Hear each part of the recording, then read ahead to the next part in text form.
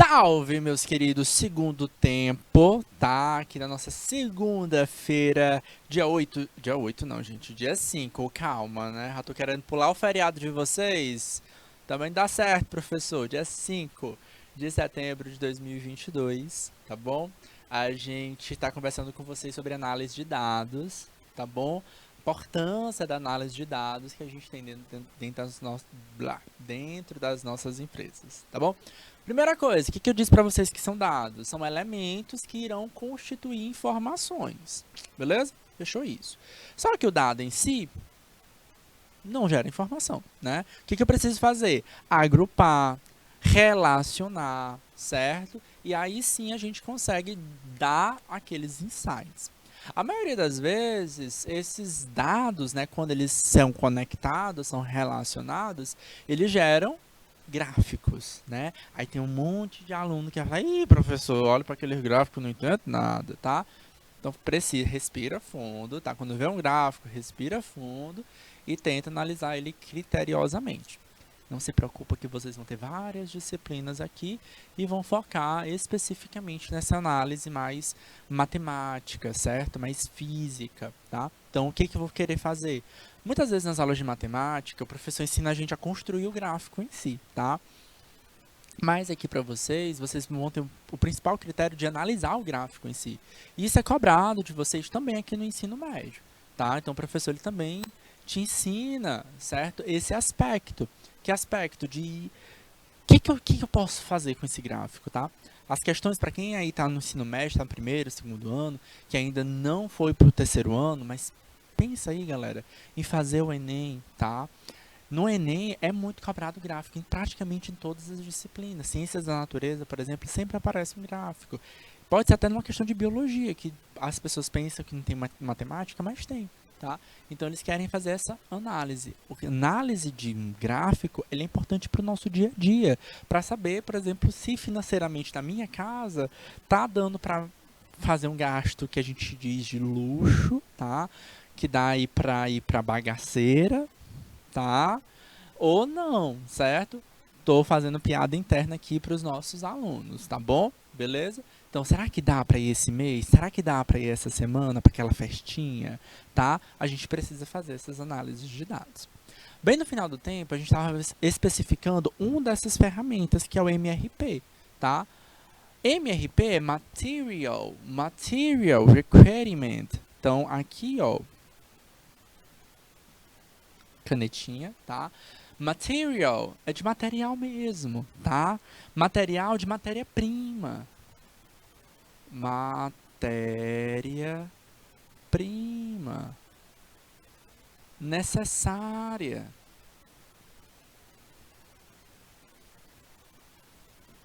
Certo? E plane, professor, é planejamento. Planejamento, certo? Então, que materiais eu preciso? Quando eu preciso repor? Eu vou repor em que aspecto? Ah, o meu material ele tem data de validade. Poxa, será que eu preciso me preocupar com o estoque? Tá? Então, eu comprei, fui agora numa loja de atacado, certo? Para comprar os meus materiais, né? Aí comprei meus materiais, estava na promoção. Mas por que ele estava na promoção? Tá? Então a gente tem que ficar ligado, tá? Por que está na promoção? Porque a data de validade dele está perto de vencer, tá? Então talvez seja um dado muito importante para você que trabalha com comida inserir quando aquele material vai vencer, tá? Porque, gente, primeiro, a gente precisa se preocupar muito com a nossa alimentação, sim, tá?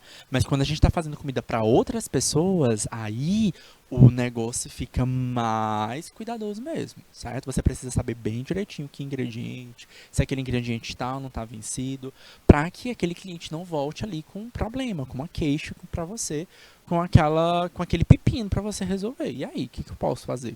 Certo? Tava só querendo lucrar, tá? Então são pontos que você vai colocar. Então, para quais são as vantagens de ter o MRP, de implementar um sistema de MRP, tá? Controlar o lead time, tá? Professor, o que que é lead time, tá? É o tempo...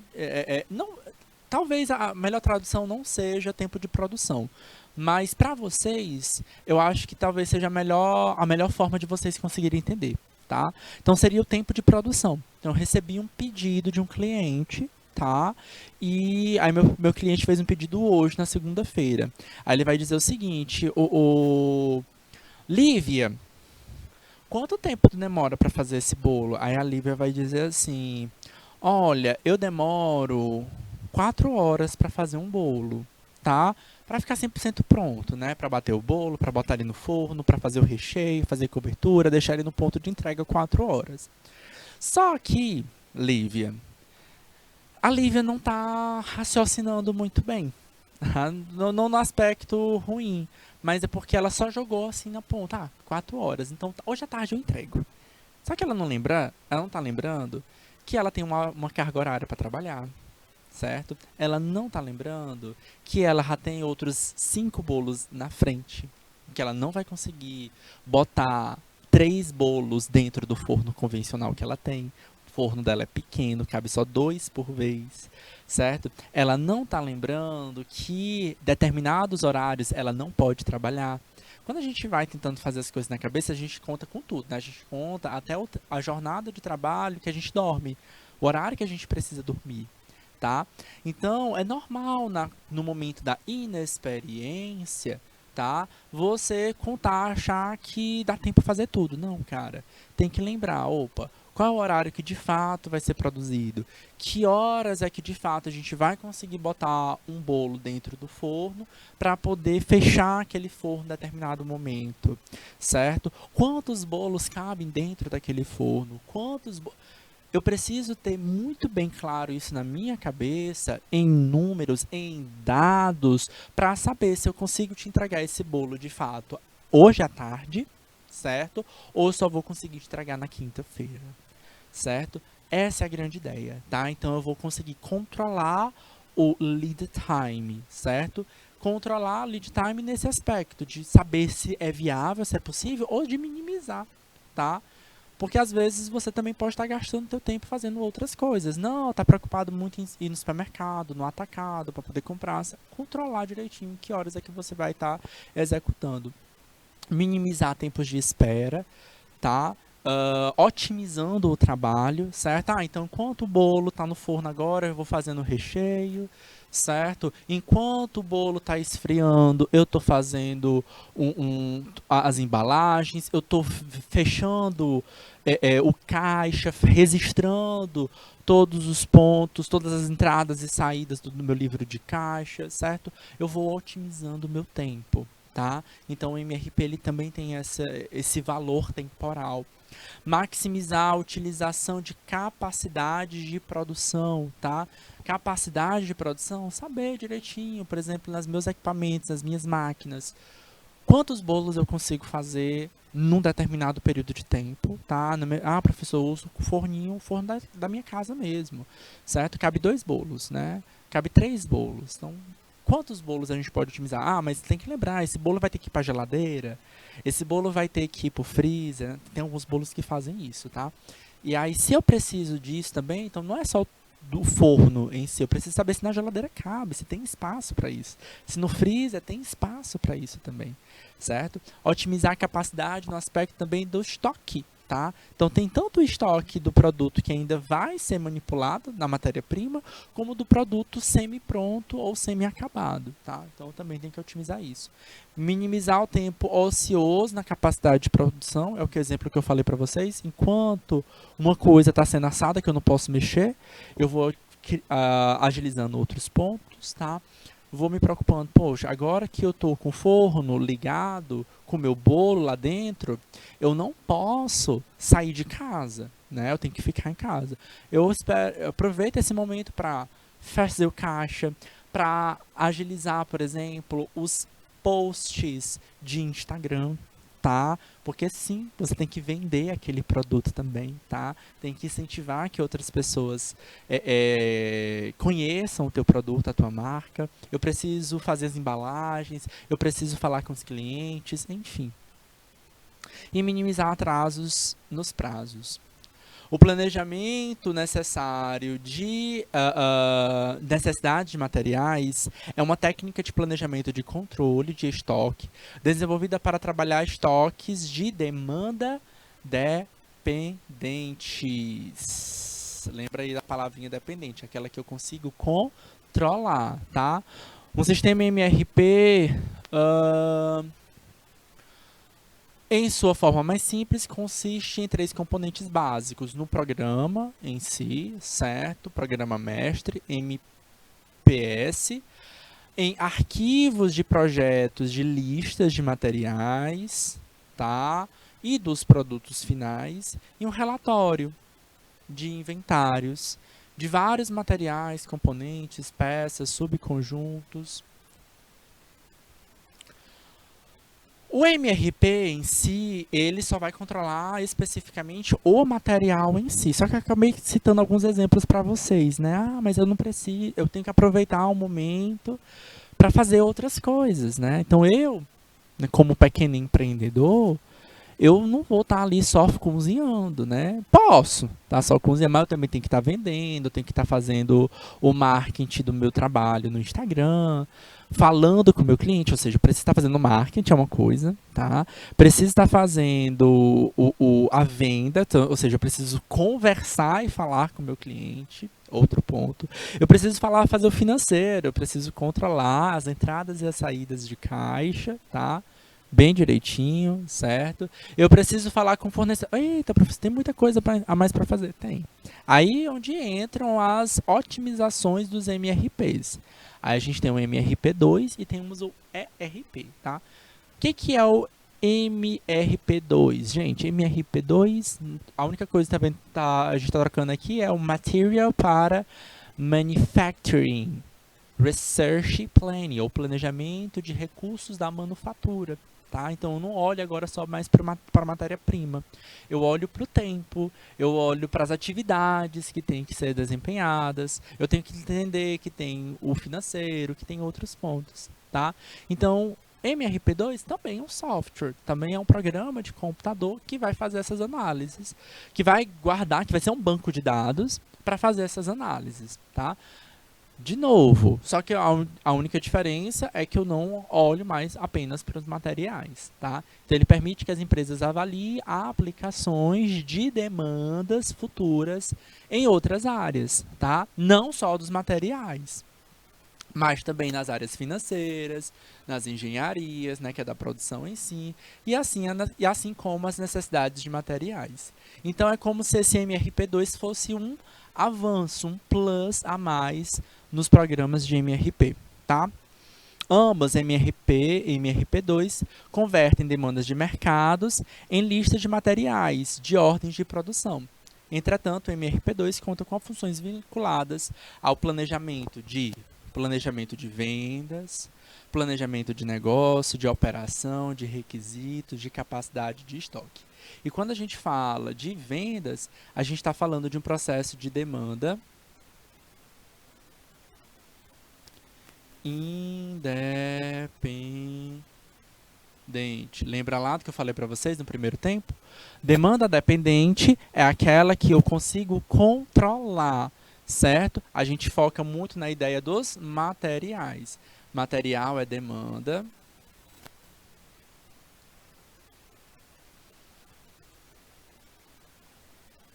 Dependente, certo? A gente dá muito exemplo para vocês de bolo porque ajuda vocês a vincular, certo? Alguns de vocês ajudam ou não a fazer as comidinhas de casa, certo? Alguns porque gostam muito, outros porque gostam de comer mesmo, que eu sei, né? Sou desses, inclusive, tá? Que vai para a cozinha mesmo porque gosta de comer.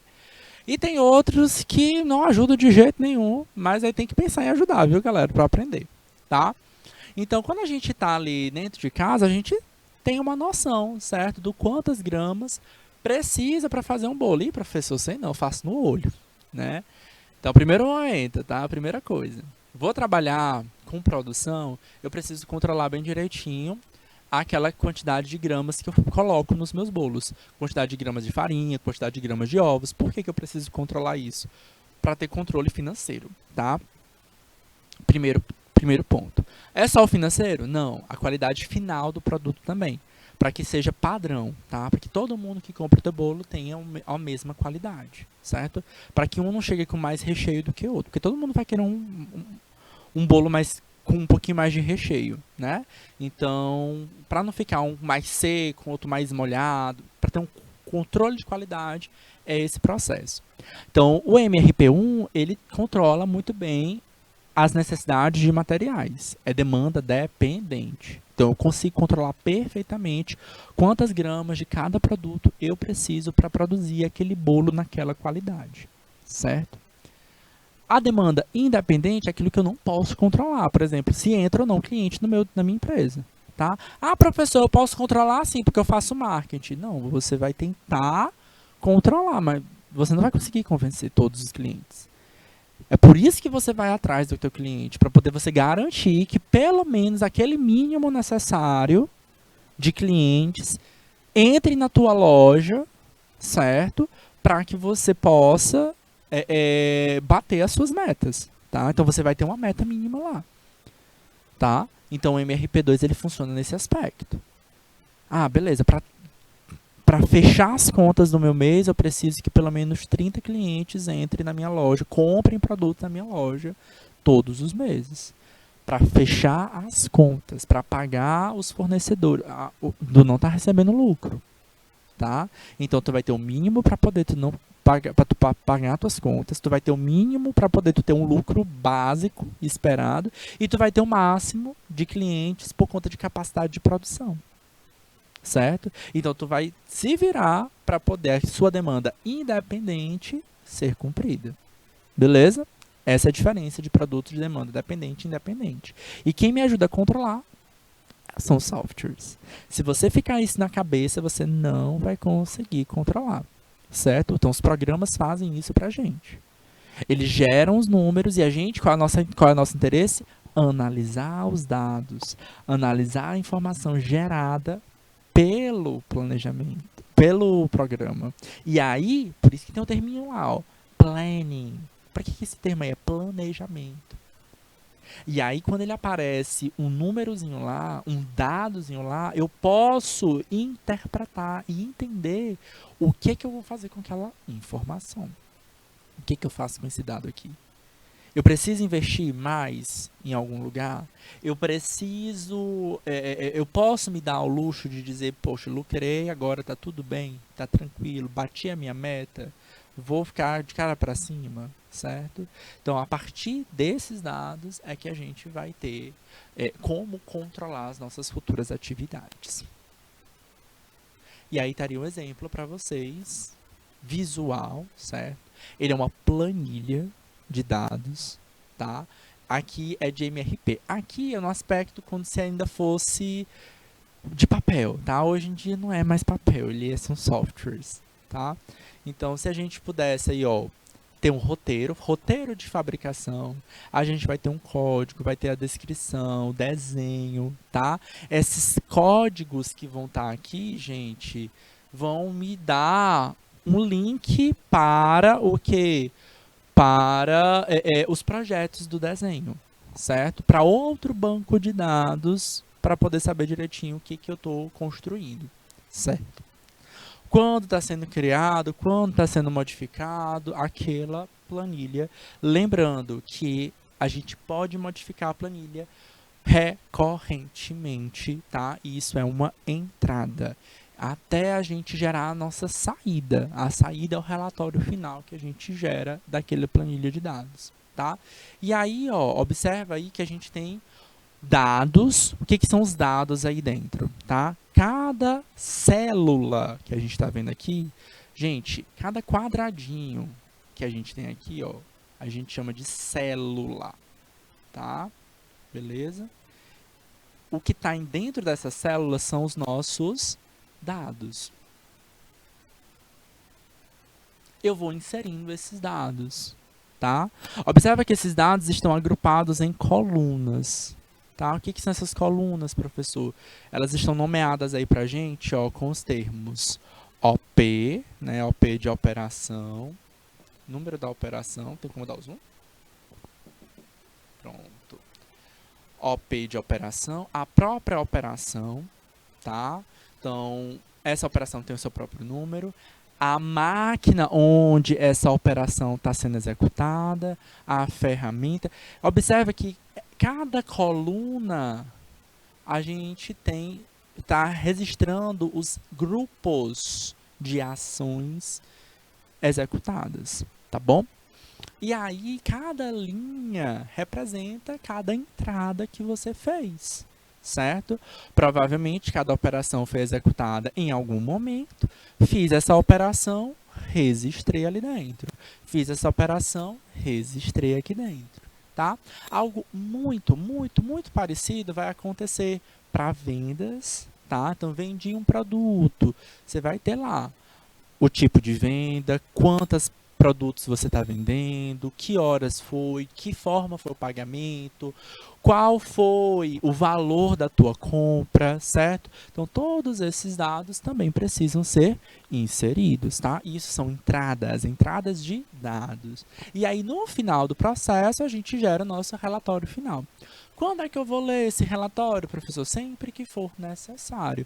Por isso, esses dados precisam estar garantido o princípio da segurança da informação da disponibilidade, tá? Não é só quando o mês fechar, não é só quando o ciclo fechar, também. Normalmente a gente analisa quando a gente fecha os nossos ciclos, tá? Pode ser no fim do mês, pode ser no fim da semana, pode ser no fim de 15 dias, pode ser no fim do ciclo daquela produção em si, tá?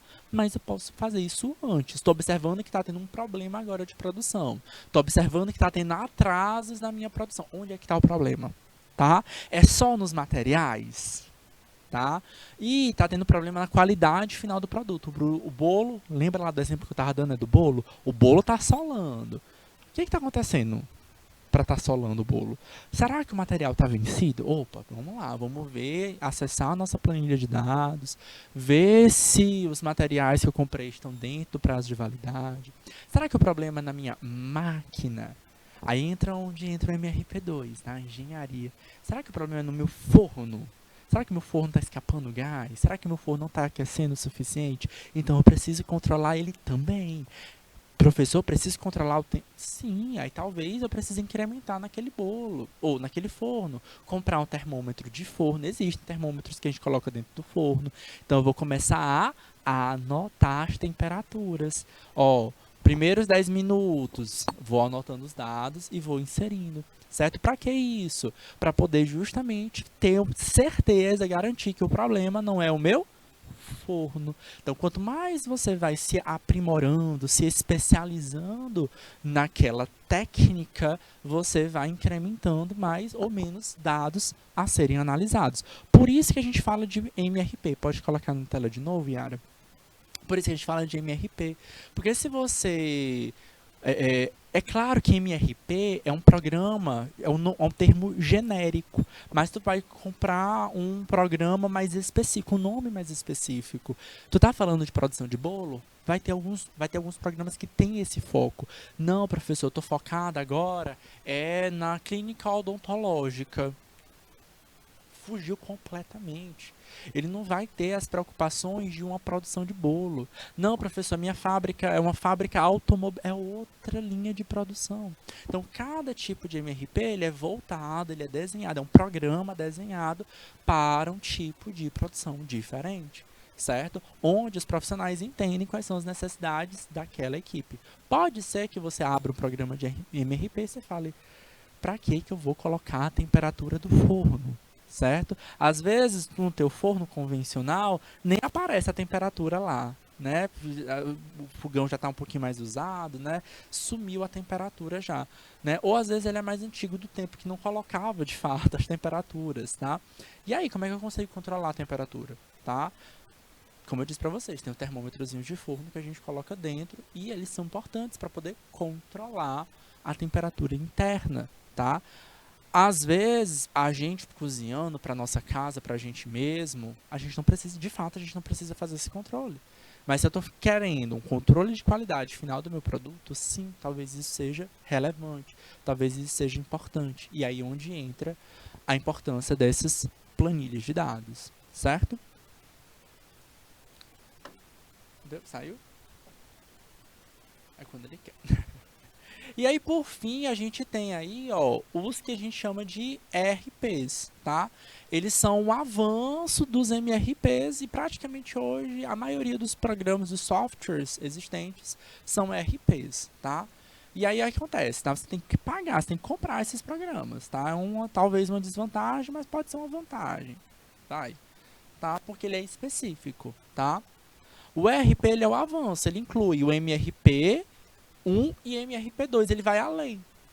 Então, o ERP, que é o Enterprise Research Planning, também é um software, também é um programa de computador, também pode ser bem específico, tá? Ou não. Aqui são exemplos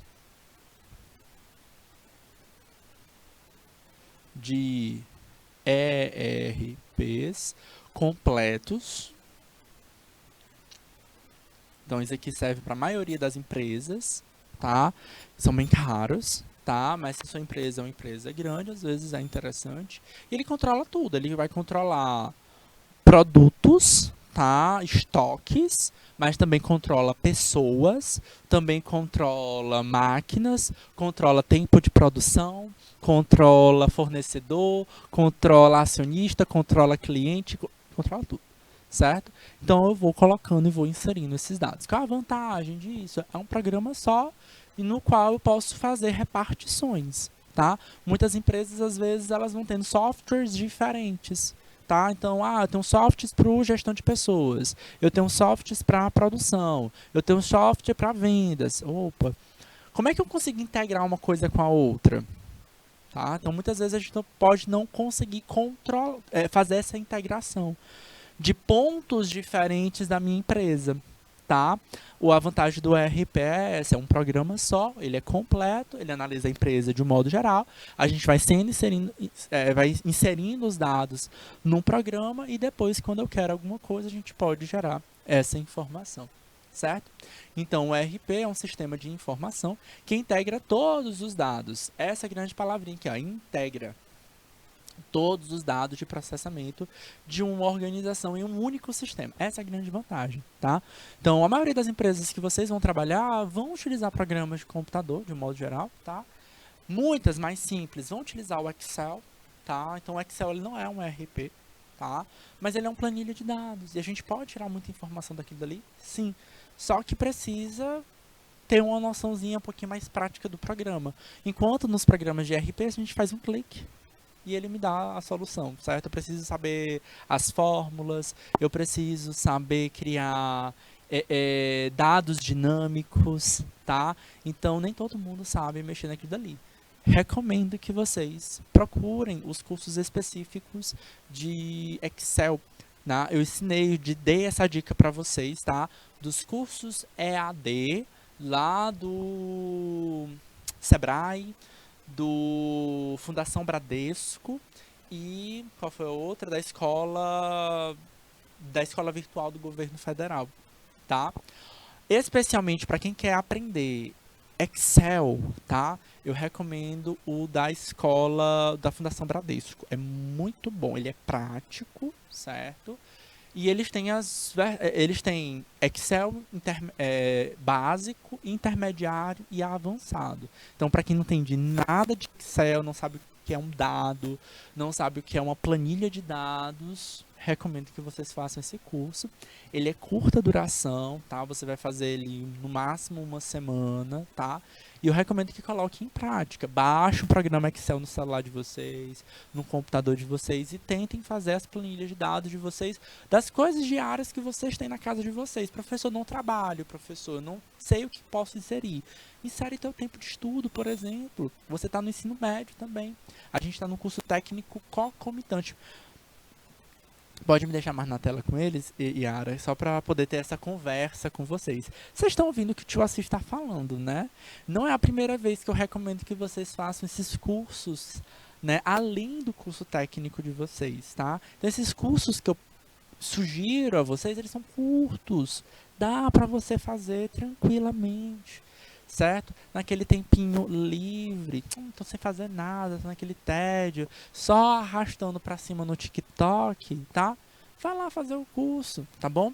Então entra lá, Fundação Bradesco, maravilhoso. Esse de Excel é muito bom, tá? O tio Assis já fez, tá? Então dá para vocês fazerem também, tá? Tem no Sebrae também, tem na escola virtual, certo? E eu recomendo que vocês coloquem em prática, mais do que fazer o curso, coloquem em prática. Bota os dados da tua vida também, né? Lembra lá, tenta ajudar a casa, tua mãe, teu pai, tua avó, que tu mora, certo? E vai ajudar aqui vocês a controlar os gastos financeiros da casa, né? Vamos controlar aqui as comidas, né? O que a gente comprou, certo? Faz lá uma planilha controlando datas, né? Datas de vencimento, datas de compra, lado financeiro, certo? E aí você vai se habituando nesse ambiente chamado Excel, certo? Muitas empresas optam por usar o Excel por serem mais barato, né, em custos, tá? Talvez não um custo-benefício. A vantagem do ERP é porque ele é um programa normalmente voltado para aquele tipo de empresa, tá? Como eu disse para vocês, a gente tem casos, exemplos de ex-alunos aqui que descobriram programas de ERPs específicos para um tipo de loja, para um tipo de vendas, levou aquilo dali para a empresa implementou, investiu, sim, tem um capital envolvido ali, que eu preciso comprar os direitos desse programa para usar, tá? E aí valeu a pena, modificou, fez vantagem ali na empresa, certo? Análise de dados, tá? Então, a grande vantagem do RP é porque integro todos os dados num lugar só, certo? Não fico gerando planilha de dados só para gestão de pessoas, só para material de produção. Vocês perceberam que a nossa aula, a gente foi lá, a gente começou na gestão de pessoas, a gente foi para a gestão de produção, certo? Agora a gente vai voltar para a gestão de pessoas, tá? E eu falei até de gerenciamento geral da empresa, né? Eu sozinho tenho que vender o produto, eu sozinho tenho que fazer o marketing, eu sozinho tenho que fechar o caixa, tá? Então, muitos de vocês irão passar por esse processo. Então, se vocês não buscarem caminhos para automatizar esse processo, vocês vão se perder, tá bom? Então, essa é a grande vantagem dos sistemas de ERPs. Lembrando, ó, são softwares. O que é isso? É um programa de computador, professor. Programa de computador. E a outra vantagem do ERP, tá? Como programa de computador, o princípio da disponibilidade. Lembra lá do banco de dados serem salvos na nuvem? Então, tem muitos ERPs que são desse jeito.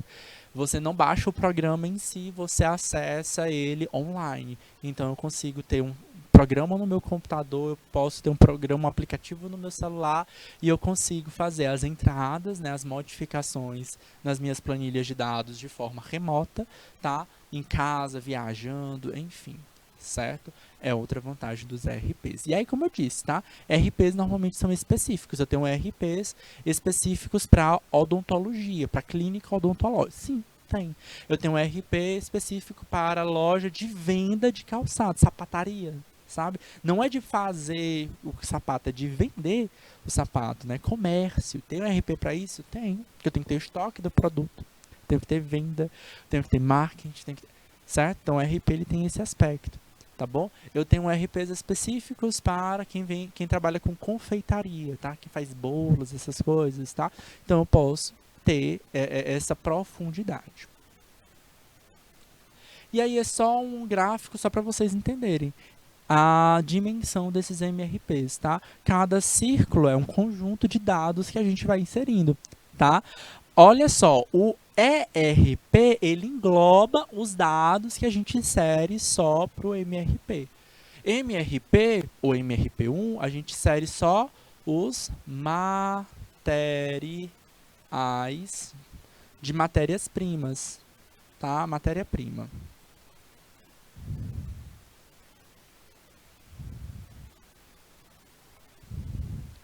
Aqui, ó, caneta preta, a gente vai inserir os itens de produção independente, tá?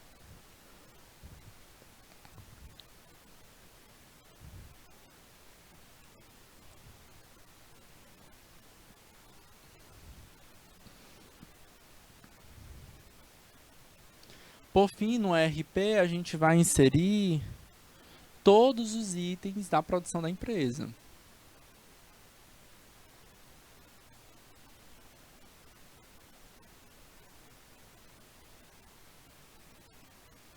De forma integrada.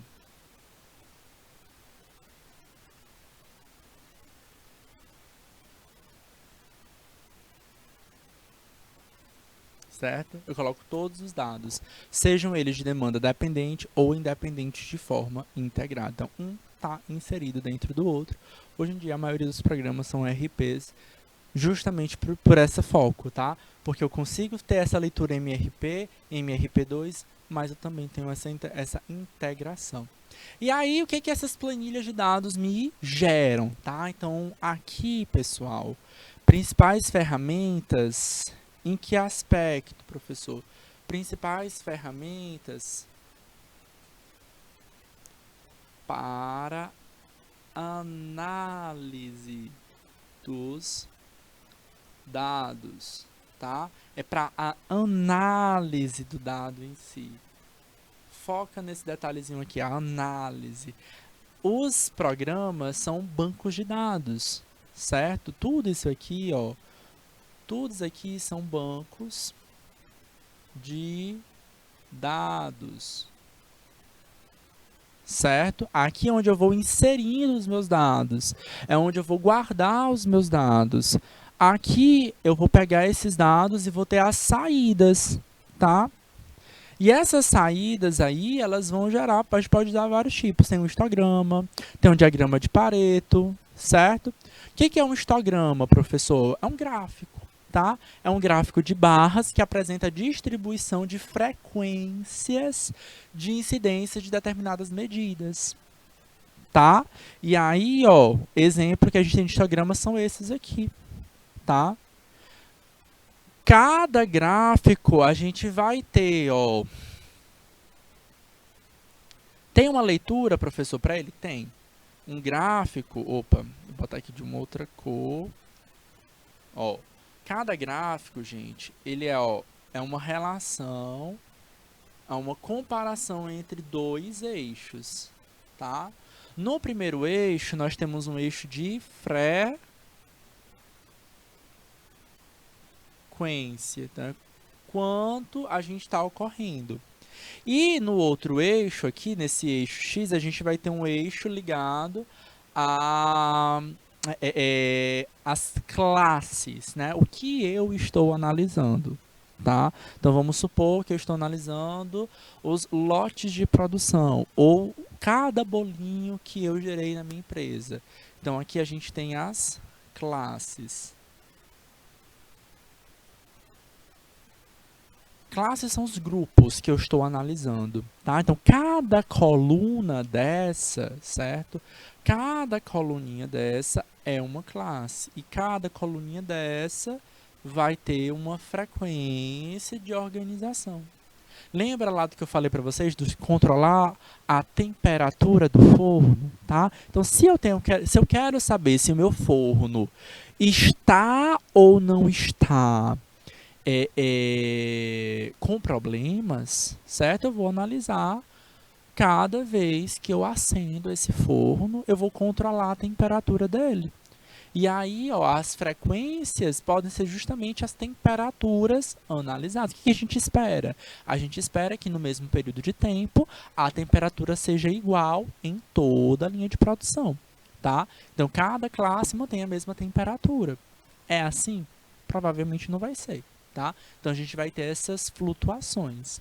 Cada tipo de histograma que a gente tem aí, ó, simétrico, assimétrico, despenhadeiro, dois picos, achatado, isolado, pode gerar um significado para um dos problemas que vocês estejam analisando. Na disciplina gestão da produção, que vocês ainda terão essa disciplina, eu não sei se vai ser com o professor Jorge ou com outro professor, tá? Em geral é o professor Jorge. Ele vai explicar para vocês como a gente lê um histograma, certo? Ele vai analisar, por exemplo, esse histograma com a qualidade final do meu produto, tá? Vocês já pararam para pensar? Imagina aqui, pode me colocar aqui no vídeo. Pensa aqui, por exemplo, numa Coca-Cola, numa garrafa de Coca-Cola lá de 2 litros. Vocês acham que todas as garrafas são 2 litros, certinho, precisamente? Não, né? Mas qual é o limite para esses 2 litros? Será que eu posso variar 1 litro? Não, né? Não dá para comprar uma garrafa de Coca-Cola de 2 litros, tendo só 1 litro de Coca-Cola, né? Não, temos limites, né? Então, como quem coloca o litro ali não é um ser humano, é uma máquina, tá? Na linha de produção, eles vão ter amostras, eles vão calculando as amostras, pegando-se alguns grupos alternados e calculando quantos litros de fato são colocados ali. Ah, a gente colocou 1,98 litros, né? Ou 198 ml, tá? Não, a gente colocou aqui 2,02. Beleza. Perdeu 2 ml, acrescentou 2 ml. E essa quantidade aí pode ser o que eles considerem ali aceitável, os parâmetros aceitáveis. Tudo que foge desse parâmetro aceitável deve ser ou descartado ou encontrar alguma solução para aquilo dali, certo? Se não entregar isso para o cliente, tudo que fugir do padrão aceitável não é entregue para o cliente. O que a empresa vai fazer já é um outro detalhe. Tá? Ela pode passar por processo de reciclagem, de reutilização, certo? Encontrar um parâmetro de qualidade. Às vezes, isso pode ser interessante como estratégia de venda, tá? Então pensa aí, por exemplo, que tu tá calculando bem direitinho os teus bolos, tá fazendo bolo por demanda independente, tá? Tá fazendo um monte de bolo para pronta entrega, tá? E aí tu pega aqueles vários bolos que tu produziu para pronta entrega e tu tira o que tu considera um padrão muito diferente da frequência aceitável. O que eu faço com esse bolo? Tu pode dar esse bolo, tu pode fazer uma estratégia de marketing, certo? Ah, esse bolo aqui, ele não vai ser um bolo que vai ser vendido, mas eu posso utilizar ele para poder incentivar os meus clientes a comprarem, certo? Tu pode vender esse bolo fracionado, certo? Tu pode encontrar uma outra saída. A qualidade, o problema dele não é a qualidade. O problema dele é o tamanho dele, que foge aos padrões esperados.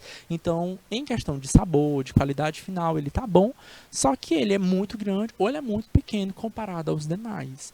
Tá? Não vou vender ele, o bolo em si, mas eu posso vender fracionado, eu posso fazer uma estratégia de marketing, aquelas estratégias de servir a pessoa. Prova aqui o nosso bolo para você ver a qualidade, certo? Então o cliente começa a gostar daquele bolo e fala, acho que eu vou querer levar esse bolo aqui. Então o histograma, ele serve para a gente ter esse parâmetro, certo? Esse parâmetro numérico, visual, do que pode e o que não pode ser aceitável. Observe que a gente tem vários tipos, e aí, a depender do que eu estou analisando, um pode ser o ideal ou outro pode ser o ideal. A maioria deles, a gente vai esperar encontrar esse parâmetro que a gente chama de distribuição de Gauss, que é essa simétrica, tá? Então, a gente vai ter os nossos limites. Limite menor e um outro limite aqui maior. Então, tudo que tiver dentro desses limites, a gente vai conseguir utilizar dentro da nossa empresa. O que estiver às margens, a gente pode descartar, certo? Isso é um dos exemplos. E aí, os outros, o que eu faço com esses outros gráficos? Eles podem me ajudar a interpretar também. Saber onde é que está um item, supor, né? Ou inferir, tá? Onde pode estar aquele problema, certo? Aqui tem esse tipo de gráfico tem cara de problema ligado aí à produção, às pessoas, à operação, o operador da máquina. Não, esse problema aqui tem cara de problema com o estoque, certo? À medida que você vai entendendo, você vai conseguindo fazer uma interpretação mais interessante. Isso aqui, gente, é a saída, certo? É a análise de dados, é isso que a gente vai querer. Tá? Outro diagrama que é muito parecido com o histograma, na verdade ele é uma forma melhor do histograma, tá? Aprimorada, vamos dizer assim, é o diagrama de Pareto, tá? Esse termo, diagrama de Pareto, ele vem do próprio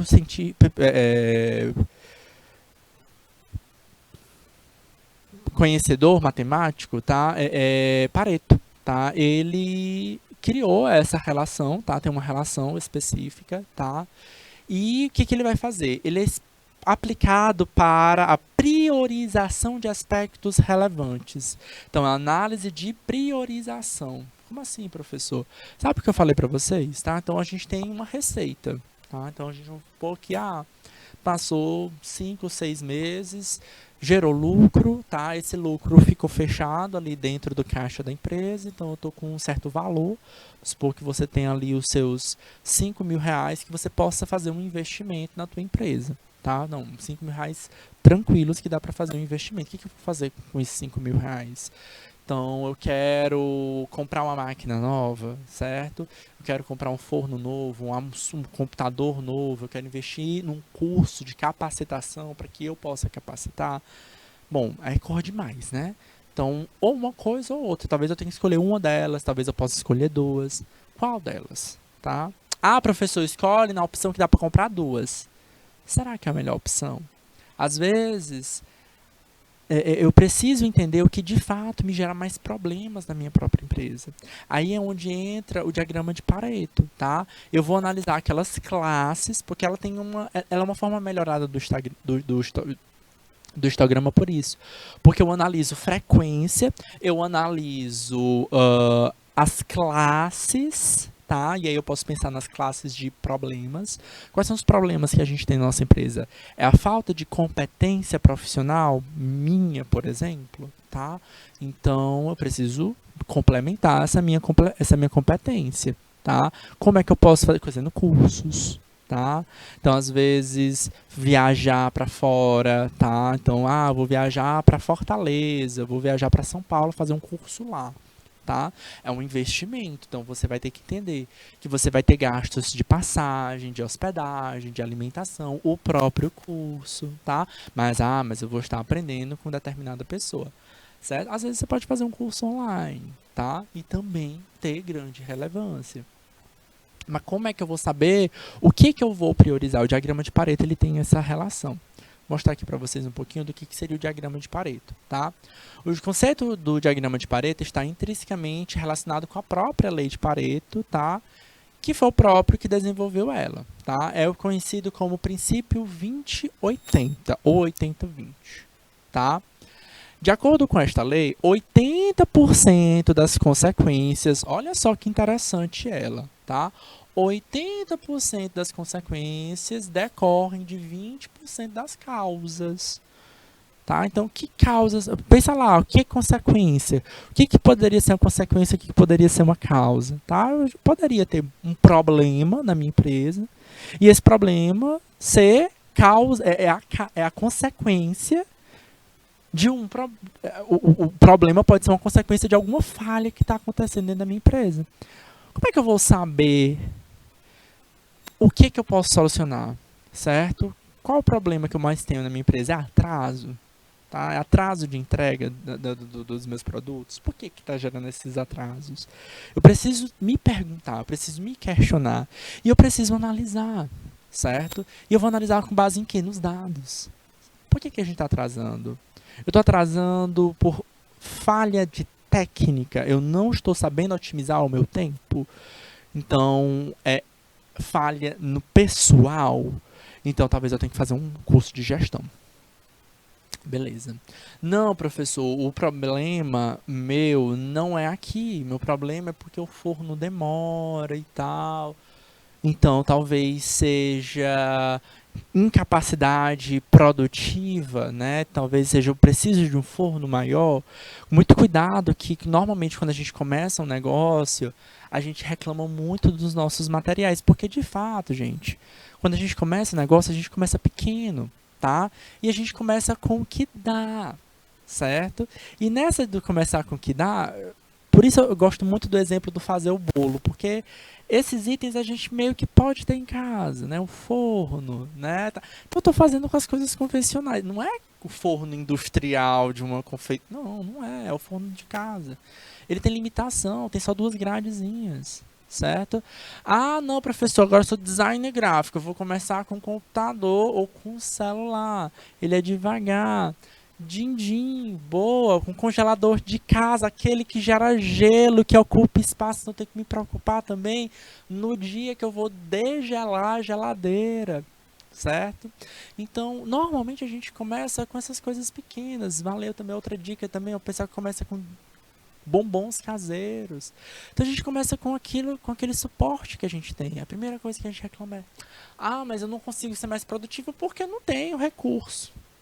Às vezes o problema não está ali, tá? Às vezes até é, de fato, um problema.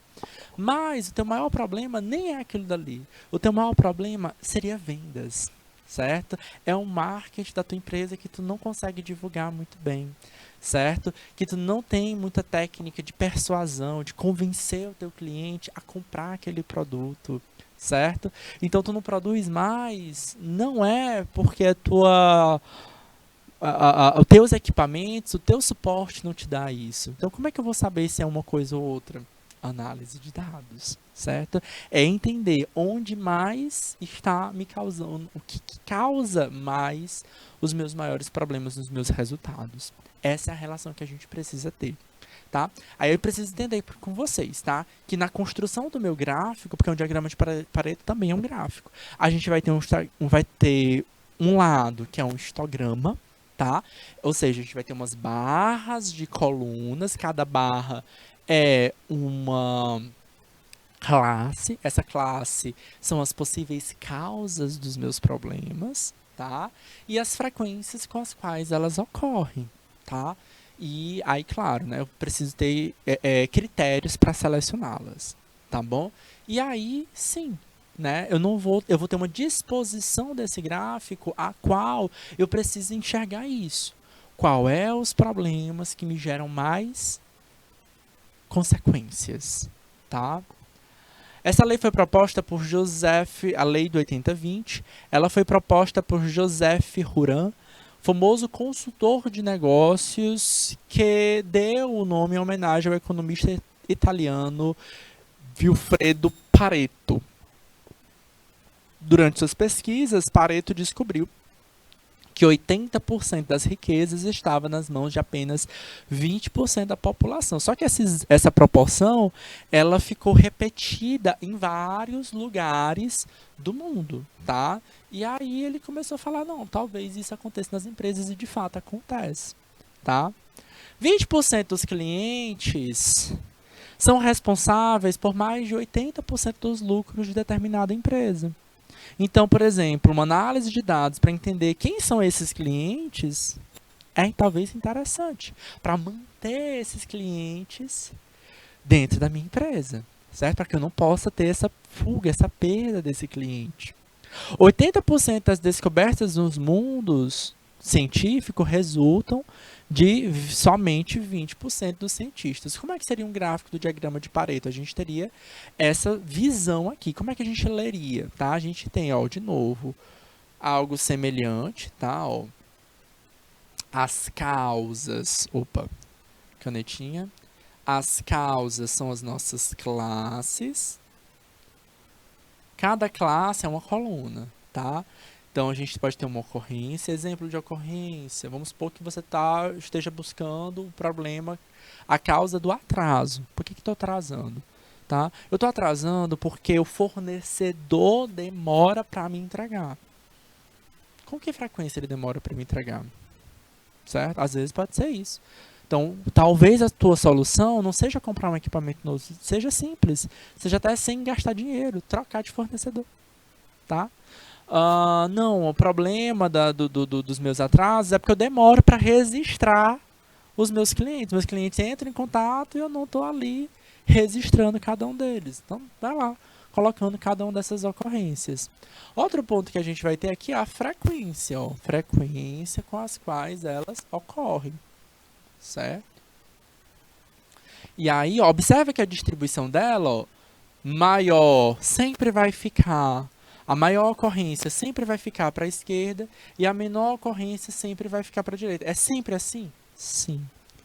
Tá? E aí é onde entra o detalhe. A gente faz também uma análise da frequência acumulada. Provavelmente, o professor, isso aqui, ó, frequência acumulada. Provavelmente, o professor de matemática de vocês, né, até nas disciplinas de matemática, o professor Rafael, o professor Kessler, eles vão ensinar para vocês a calcular a frequência acumulada dentro desse parâmetro. Sabe qual é a vantagem dos programas, dos softwares do computador? Tanto o Excel como os ERPs da vida, eles fazem esse cálculo pra gente. A gente só clica no botãozinho lá e diz diagrama de Pareto e ele faz a conta pra gente e ainda gera o gráfico pra gente. Qual é o nosso trabalho? Fazer a leitura. Entender qual é a ocorrência que ocorre com mais frequência e entender quais são os limites que a gente vai interpretar. Normalmente é do 80-20. Opa, eu só quero então a primeira coluna. Não, eu quero as duas primeiras colunas, eu quero as três primeiras colunas. Não, nesse caso aqui, 35% das minhas causas geram a maioria dos meus problemas. Opa, então eu vou focar só nessa primeira ocorrência aqui. Então eu tenho que solucionar essa primeira ocorrência. Qual é o problema? É o fornecedor? Então a gente precisa encontrar um outro fornecedor. Quais são os critérios para a gente escolher o outro fornecedor? Proximidade pode ser uma grande estratégia, certo? Onde é que eu escolho onde é que vai ser o meu negócio, meu ponto do meu negócio? Certo? A gente pode ter vários motivos. Comodidade, preço. Poxa, eu faço na minha própria casa, eu não tenho esse custo. Ótimo. Mas às vezes estar perto do meu cliente e estar perto do meu fornecedor contam muito. Certo? Contam muito para diminuir esses prazos, esses deslocamentos, esses atrasos. Muitas empresas utilizam esse ponto. O diagrama de Pareto é um caminho para poder encontrar soluções dos nossos caminhos, tá? Essa é a leitura que a gente vai fazer de modo geral, certo? Qual é a vantagem do diagrama de Pareto? Encontrar, prioridades, tá? Das possíveis relações de causas e consequências em problemas, certo? E aí, só para a gente finalizar, tá? Eu até comentei no começo da aula, na primeira aula, mas eu também posso fazer esse gerenciamento de dados na análise de gerenciamento de pessoas. Eu também posso fazer essa análise não só para a produção, mas para o gerenciamento de pessoas em si, tá? Então, a análise de dados serve para total alinhamento do planejamento estratégico, na formulação de objetivos, na formulação de relatório sobre remuneração. Como assim, professor? Trabalhou hora extra? Não trabalhou hora extra? Faltou no dia? Então, como é que eu sei que esses seus bancos de horas eles estão ou não complementados? Através do gerenciamento de pessoas, tá? Então, eu vou ter um banco de dados de talentos, tá? O que são esses talentos aqui, ó, galera? Só pra gente fechar. Talento são pessoas competentes.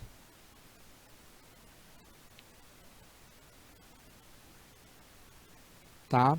Outras informações gerenciais relacionadas a pessoas, assuntos de interesse pessoal dos funcionários, tá? Então, tem que lembrar também que eu posso colocar aqui em gerenciamento de pessoas análises ligadas a programas de benefícios, tá? A empresa paga o plano de saúde, a empresa paga o vale de alimentação, a empresa paga o vale refeição. Por mais que isso seja, a lei obriga pagar vale alimentação, vale refeição, vale transporte, tá? A empresa ela tem que entender que isso é um custo para ela, tá? Embora o colaborador não receba o financeiro, o dinheiro, o valor específico, mas para a empresa é um custo. E isso precisa ser muito bem registrado, isso precisa ser muito bem anotado. Então, quando eu contrato um colaborador, eu preciso ter esse mapa muito bem definido, até para ter noção do capital de giro que a empresa precisa ter para ela funcionar, certo? Bom, mas esse lado financeiro eu vou deixar para o professor de finanças de vocês, que é vai ser o professor Gilvan, o professor Fernando, o professor Jorge, conversarem com vocês de forma mais específica. Aqui seria o lado tecnológico, que são os softwares, tá bom? A gente se encontra na próxima semana. Um grande beijo, um grande abraço e até a próxima. Tchau, tchau.